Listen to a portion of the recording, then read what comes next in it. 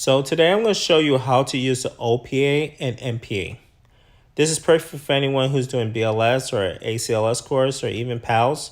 So this right here is called the MPA. So what we want, we're going to just get straight to work, right? What we want is we want this MPA to be measured from the patient's nose, and it has to stop at the patient's earlobe. So this one was a little bit big. So as you can see for this one, we're just going to measure it again. This size is pretty good, but maybe there's a better size for it. So let's go ahead and let's check to see if there's another size that we could possibly use. All right, so this size is more, it fits better, looks better. So I'm going to go ahead and use this size MPA. MPAs is used to create a patent airway for the patient. All right, so we're going to act like this patient has a sealed jar. For whatever reason, we can't ventilate the patient. Something is blocking the airway through their mouth. We're going to use the MPAs. We're going to use the MPAs. Make sure you use water-based lubricant. You can find water-based lubricant nearly anywhere and everywhere in the hospital, clinics. This is perfect. All right. There's no special technique to use this gel, right? So you could place it on however you want to place it. As long as you have water-based lubricant, you should be fine. So if you're taking an ACLS course and the instructor tells you to go ahead and place lubricant, don't look at the instructor. Just go ahead and just dive in by lubricating. You just want to make sure the belleville is facing downwards. As you can see, the belleville is the opening, right?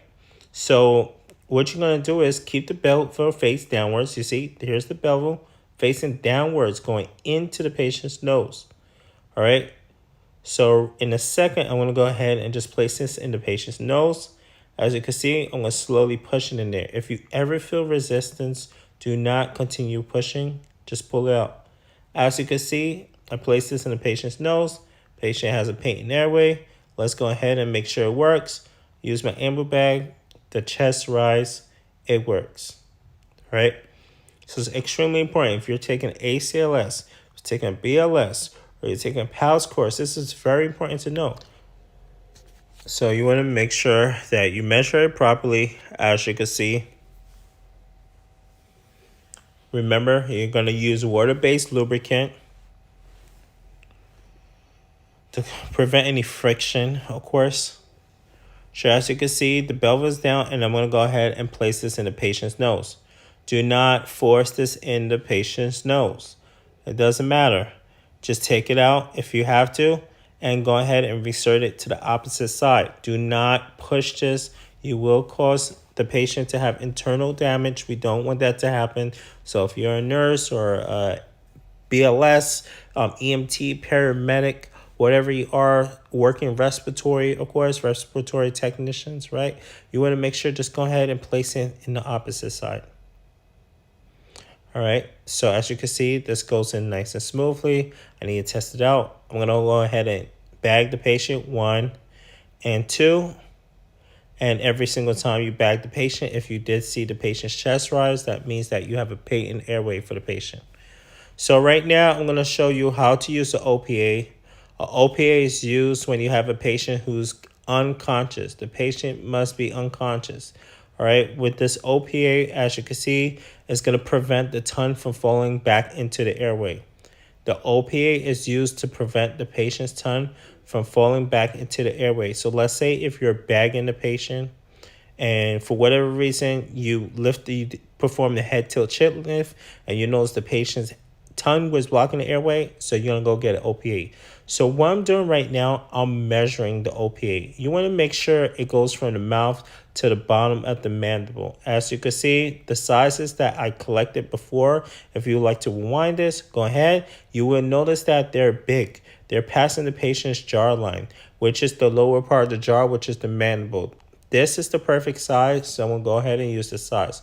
So I'm going to use a tongue depressor to hold the patient's tongue to prevent it from falling back into the airway, because we can't bag a patient whose tongue is in the airway because it's blocking our airway. So you hold the patient's tongue, prevent the patient's tongue from falling in the airway. Now you want this OPA to come towards you, just like this. Once you reach the patient's hard palate, so once you reach the patient's hard palate, as you can see right here, right, the top of the mouth, Once you hit it, you're going to rotate it. All right. You're going to clockwise rotate it, and it goes directly behind the patient's tongue, and it prevents the patient's tongue from falling back into the airway. So for whatever reason now, if you need to suction the patient, go ahead and use suction.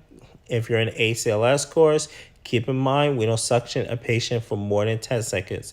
If you're an EMT or paramedic, we do not suction a patient for more than 10 seconds at a time.